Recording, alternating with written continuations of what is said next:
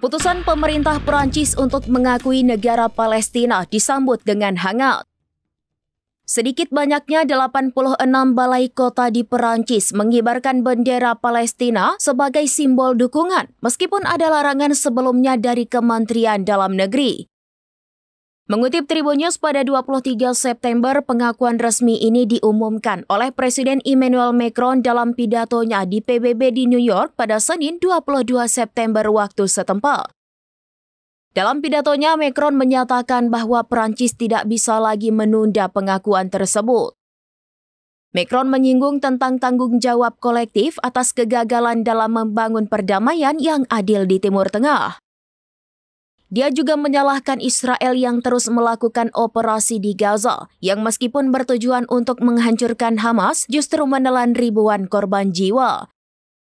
Setelah pengumuman tersebut, bendera Palestina mulai berkibar di sejumlah balai kota. Beberapa kota besar yang mengibarkan bendera ini antara lain Lyon, Nantes, Rennes, dan Besançon.